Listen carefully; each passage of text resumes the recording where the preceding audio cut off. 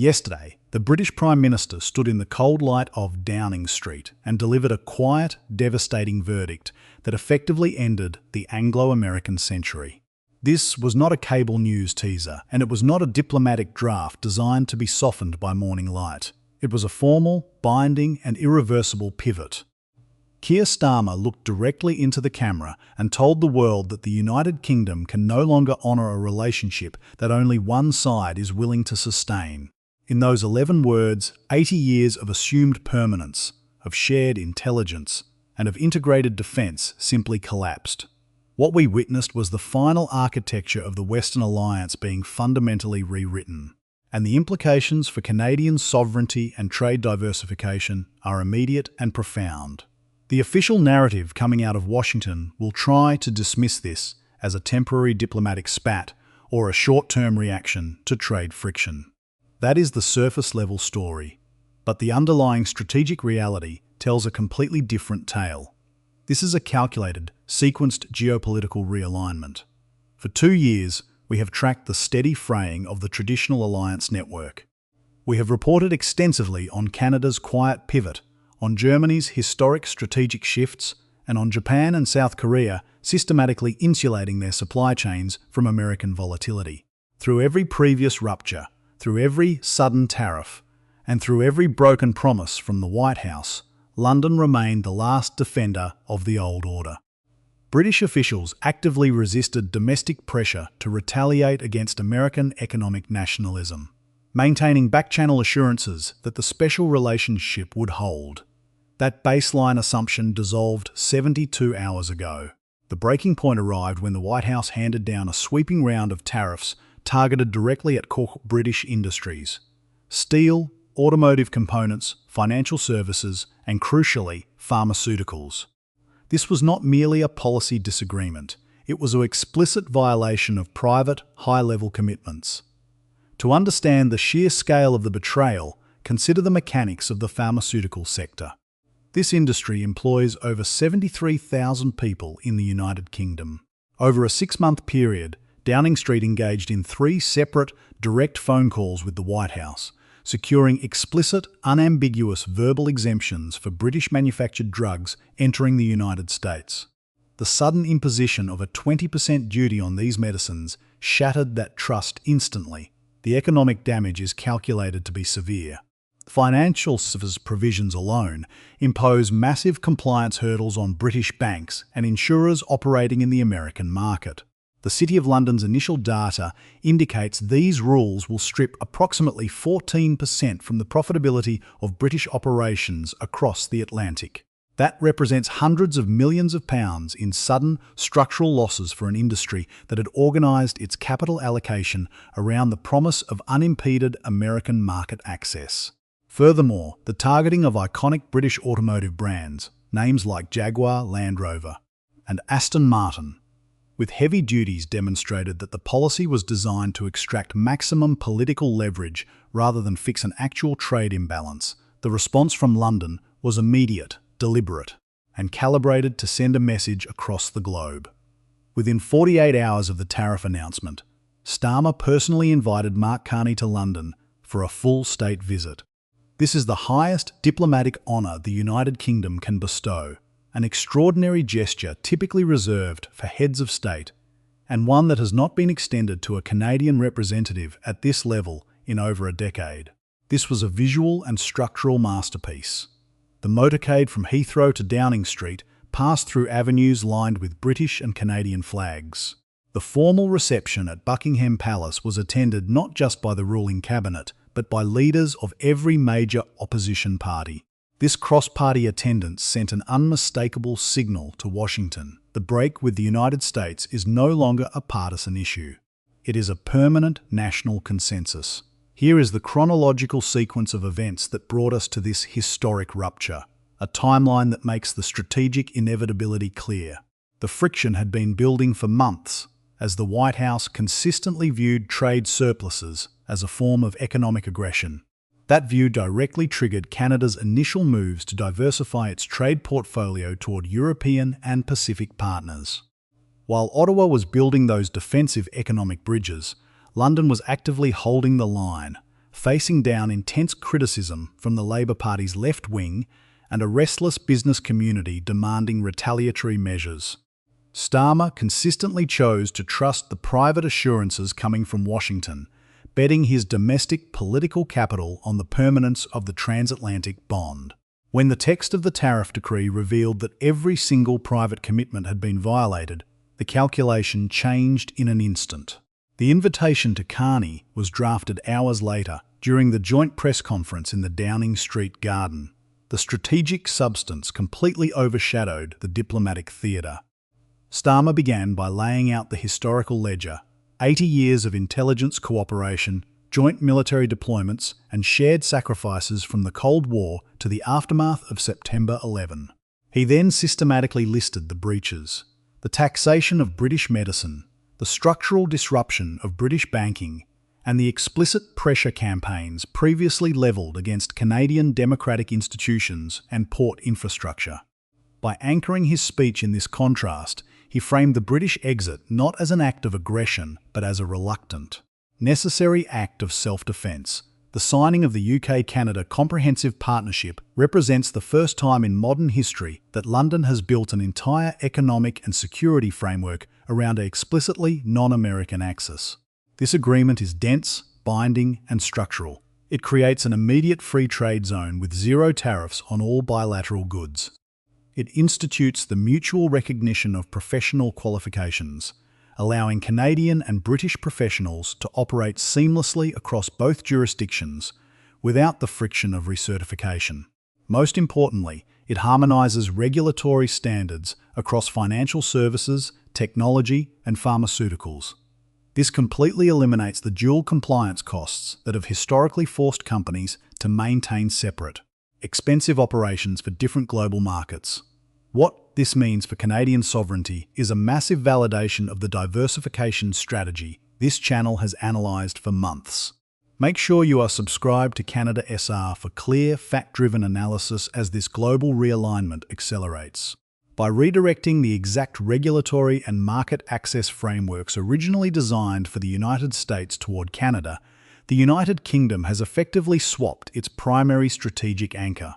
This is not a temporary treaty, it is a permanent integration of capital, regulatory power, and industrial capacity. The security components of this treaty are even more revolutionary, completely upending the traditional architecture of Western intelligence. The agreement establishes a dedicated, bilateral UK-Canada intelligence channel operating parallel to, but entirely distinct from, the traditional Five Eyes network. The explicit mandate of this new channel is to gather and analyse economic intelligence, specifically providing early warnings regarding American policy shifts, sanctions, or coercive trade manoeuvres that could threaten either nation. Consider the gravity of that development. Two core members of the world's most exclusive intelligence alliance have just built a separate mechanism to protect themselves from the economic actions of a third member. Furthermore, the defence procurement provisions formalise joint production schedules for advanced naval vessels, Arctic patrol assets, and sovereign satellite communication systems. This satellite initiative is a direct, calculated response to the previous restrictions placed on Canadian access to American-controlled satellite networks. Canada and the United Kingdom are now actively pooling billions in industrial capital to build a completely independent, space-based infrastructure. Ensuring that neither nation can have its communications throttled by an erratic ally, the White House reacted within 3 hours, and the response only served to validate London's strategic pivot. In a public social media statement, the former president labelled Starmer a weak leader of a weak nation, claiming the United Kingdom would be nothing without American protection, and predicting that British officials would soon return to Washington on their knees once they realised Canada could not replace the scale of the American market. This rhetoric completely backfired. It did not counter Starmer's argument. It perfectly illustrated it. It proved to the British public and the international community that Washington had come to view its closest allies not as partners, but as economic dependencies that could be managed through public insults and financial intimidation. The domestic political feedback loop in Britain has been swift and decisive. Public polling conducted 48 hours after the Downing Street announcement shows an overwhelming 71% approval rating for the new UK-Canada partnership, a figure that remarkably includes 63% of Conservative voters, who have traditionally been the most reliable champions of the Transatlantic alliance. 68% of the British public now agrees that the special relationship has been damaged beyond repair by American economic policy. These are not standard political numbers. They represent an institutional collapse of trust across every demographic and ideological boundary. Mark Carney's remarks alongside Starmer captured the permanent nature of this shift.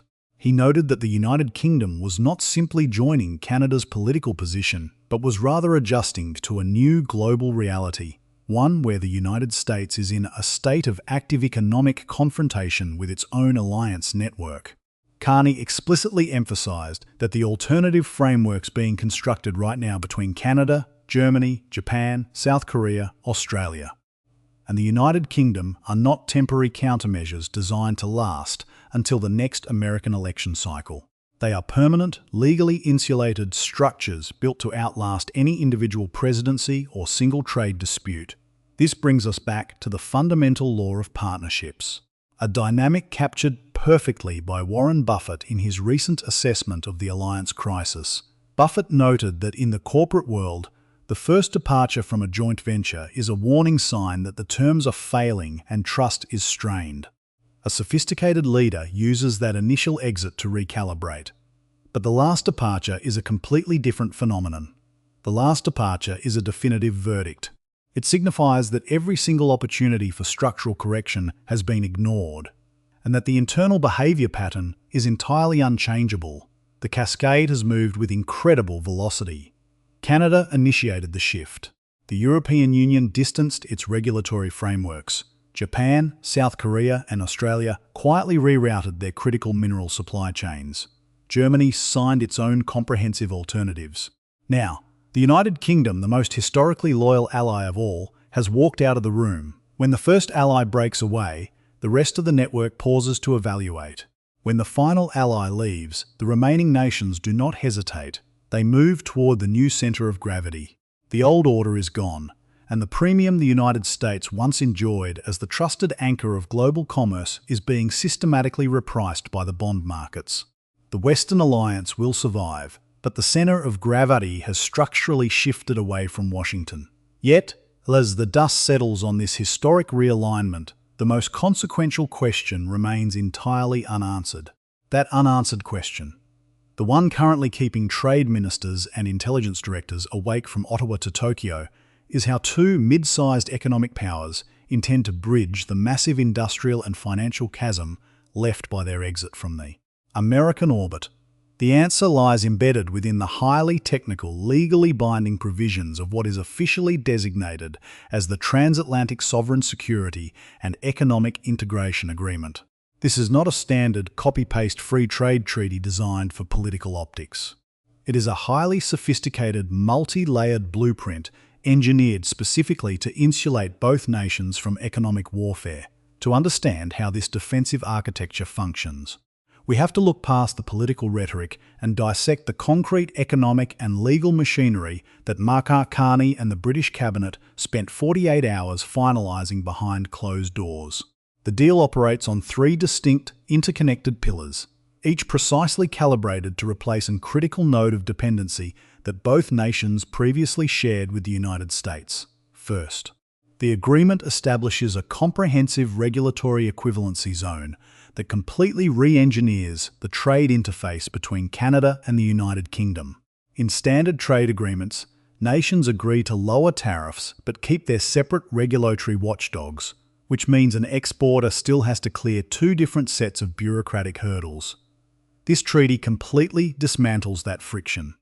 Through a legally binding process of reciprocal harmonisation, a pharmaceutical product approved by Health Canada is instantly cleared for national distribution by the British Medicines and Healthcare Products Regulatory Agency.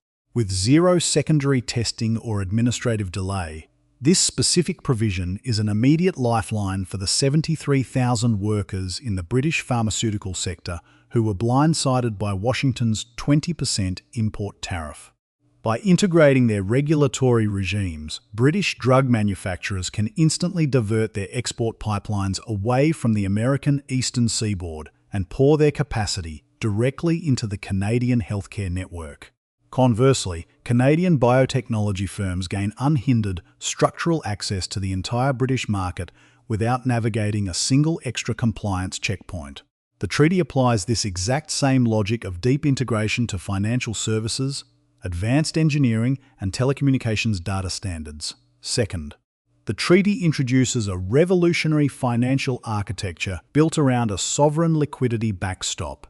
Under the old rules of the global financial system, both Canadian and British institutional investors relied heavily on the deep liquidity pools of Wall Street to clear large-scale transactions and manage cross-border capital allocations. The new agreement systematically decouples both nations from that reliance. It establishes an integrated passporting framework that effectively restores the pre-Brexit financial privileges for the City of London, but routes that immense capital engine directly into Canadian infrastructure, energy, and critical mineral projects. The financial terms of this pillar are explicit. The Bank of Canada and the Bank of England have established a permanent, multi-billion-dollar sovereign swap line mechanism designed to absorb the exact types of market shocks and currency volatility that followed the White House tariff decree. By locking in these mutual liquidity guarantees, institutional investors can reprice their risk models. British pension funds can now pour capital into large-scale Canadian resource developments, specifically in the Athabasca oil sands and the Ring of Fire mining infrastructure, knowing that their assets are legally insulated from sudden regulatory interference or sanctions originating in Washington. Third, the agreement contains an unyielding, legally binding, critical resource and industrial supply pact. This is the piece of the deal that directly addresses the strategic vulnerability exposed by recent American protectionism. Canada has committed 85% of its unallocated future production of critical minerals, including lithium, cobalt, nickel, and rare earth elements, exclusively to British industrial manufacturing supply chains over a 20-year binding timeframe. This completely bypasses the traditional open market auction systems, where American buyers could previously outbid or crowd out international competitors in return for this guaranteed resource pipeline. The United Kingdom is transferring advanced aerospace, marine engineering, and industrial manufacturing capacity directly to Canadian production facilities. This includes a joint procurement program for next-generation Arctic patrol vessels and deep-water naval transport ships. Rather than relying on American defense contractors or waiting for export approvals from the US Department of State, the Canadian and British governments are creating a closed-loop defense industrial base. Production lines will be split symmetrically. Hull fabrication and heavy marine engineering will take place in Canadian shipyards, while advanced radar systems, satellite tracking arrays, and propulsion technology will be manufactured in the British Midlands. This deep level of integration is being overseen by a newly formed independent body called the UK-Canada Strategic Economic Council. This council is not a toothless advisory committee. It is populated by senior central bankers, trade adjudicators, and industrial strategists, and it possesses the binding legal authority to enforce treaty compliance and penalise corporate or state actors that attempt to deviate from the agreed framework. The Council has already issued its first administrative directive, setting a rigid 90-day deadline for the full integration of bilateral data sharing networks, effectively creating a secure, encrypted digital corridor that completely bypasses American-controlled digital servers and cloud networks. What this highly technical deal architecture means for Canadian sovereignty cannot be overstated. For decades, the dominant critique of Canadian trade policy was that Ottawa had no choice but to absorb every economic blow from Washington because our economy was structurally locked into the American market. This agreement completely shatters that assumption. It proves that by combining Canadian natural resources with British financial capital and advanced industrial technology, both nations can create a self-sustaining, highly resilient economic bloc capable of weathering prolonged economic isolation. Subscribe to Canada SR for clear, fact-driven analysis as we continue to track how this newly minted economic engine redefines our national sovereignty. The individuals driving this process are not theoretical academics. They are pragmatists who understand how global power operates. Mark Carney's hand is visible on every single line of this text. His unique background as the former governor of both the Bank of Canada and the Bank of England allowed him to identify the exact regulatory choke points that needed to be dismantled to facilitate this massive capital migration. By embedding these highly technical, boring, but incredibly potent regulatory clauses into the core of the treaty, Carney and his counterparts have built a structure that cannot be easily unwound by future political shifts. They have replaced a relationship built on vague historical sentiment with an alliance anchored entirely in hard economic necessity and shared structural survival. This granular, technical architecture is exactly why the initial fury from the White House has completely failed to slow down the implementation of the pact. You cannot easily break an alliance that has successfully integrated its central bank swap lines, harmonized its pharmaceutical testing regimes, and locked up 20 years of critical mineral production under international law. By moving deliberately past symbolic declarations and diving straight into the deep machinery of state-directed economic alignment, London and Ottawa have executed a masterclass in modern strategic positioning. They have effectively constructed a sophisticated, highly defensive fortress capable of maintaining its economic independence regardless of how volatile the international trade landscape hums. Yet, as the legal teams finish codifying these sweeping regulatory transformations and the first resource shipments prepare to move across the Atlantic under the new zero-tariff regime, a chilling realization is beginning to dawn on defense analysts throughout the Western world. While the economic integration of this agreement is complete, airtight, and functioning, its parallel security protocols contain a hidden, highly volatile operational mandate that shifts this deal from a defensive trade pact into a direct challenge to global intelligence gathering. By structurally realigning their economic architectures and forging an independent intelligence corridor, Canada and the United Kingdom have shattered 80 years of transatlantic orthodoxy to build a resilient, non-American axis. This sophisticated framework combines Canadian critical resources with British financial and industrial capital, establishing a self-sustaining bloc that effectively insulates both nations from the blunt force trauma of economic coercion. When we zoom out to the broader geopolitical landscape, the true magnitude of this shift becomes unmistakable. We are no longer dealing with a temporary trade dispute or a cyclical diplomatic cooling. We are witnessing the permanent fragmentation of the Western alliance network. To understand just how radical this transformation is, we must contrast this fractured reality with the pre-Trump era of global governance. In that old world, the United States functioned as the unquestioned systemic anchor. Alliances like NATO and the Five Eyes operated under a foundational premise. While trade disputes might occasionally spark friction, the underlying security architecture and the shared commitment to open markets remained sacrosanct. Insulated from partisan political maneuvers, today that foundational premise is entirely dead. The sudden imposition of punitive tariffs on closest allies, taxing British medicine, squeezing Canadian supply chains, and demanding direct control over sovereign port infrastructure, has proven that Washington now views its formal security partners as economic adversaries to be managed through intimidation. The long-term consequence of this aggressive unilateralism is not the capitulation of America's allies, but their systematic, coordinated exit.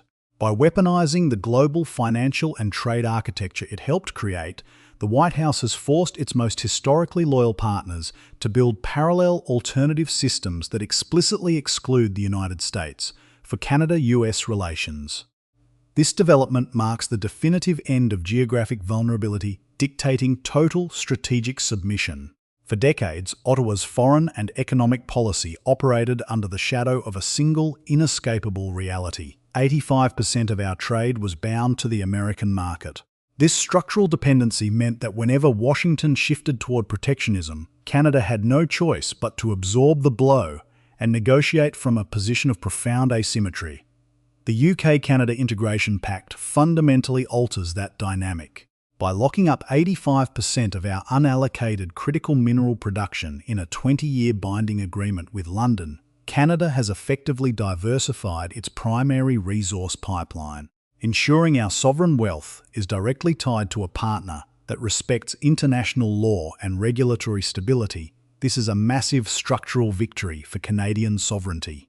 It provides our industries with a high-value, tariff-free alternative market, reducing our exposure to the volatile swings of American domestic politics. The message to Washington is clear.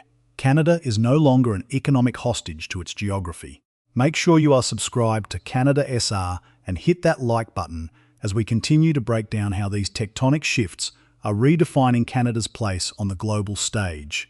The structural contagion of this deal is already rippling through other global sectors, most notably within the defence and energy landscapes. In the defence arena, the Joint Procurement Framework for Naval Vessels and Sovereign Satellite Communications represents a complete decoupling from American technology chains. For years, the United States used its defence export controls to dictate where and how its allies could deploy capabilities. By pooling industrial capacity to build independent, non-American space-based communication networks and Arctic patrol assets, Ottawa and London are establishing a closed-loop defence industrial base. This ensures that our national security operations can never be throttled or vetoed by a sudden policy shift in Washington. In the energy and critical minerals sectors, this alliance creates an unassailable defensive bloc. The global transition toward advanced technology and green energy requires an immense, reliable supply of rare earth elements, lithium and cobalt, resources Canada possesses in abundance. By bypassing open market auctions and routing these materials directly into British manufacturing pipelines, we have effectively choked off American access to future Canadian capacity. This leaves the United States increasingly isolated, forced to compete on the open market against state-subsidized buyers from adversarial nations, while its traditional allies enjoy stable, predictable, and legally insulated resource corridors. On the global stage, this pact serves as an operational blueprint for a wider, middle power coalition. The structures established by Mark Carney and the British Cabinet are explicitly designed to scale. Berlin, Tokyo, Seoul and Canberra are watching this integration with intense scrutiny. The framework is built to allow these nations to plug their own regulatory and financial systems into the UK-Canada axis, creating an expansive, multi-continental trading network that functions entirely outside the American orbit. Once Germany integrates its industrial supply chains and Japan links its technology standards to this framework, the old order will be completely decentralized. The United States will find itself standing alone, not out of a desire for isolation, but because it systematically drove every reliable partner out of the room. The financial markets are already pricing in this new reality, executing a slow, grinding reassessment of what economists call the alliance premium. For nearly a century, the United States enjoyed significantly reduced borrowing costs because it sat at the center of a trusted, stable global alliance network. Institutional investors viewed the American dollar and US Treasuries as the ultimate safe havens, anchored by the collective strength of the Western world.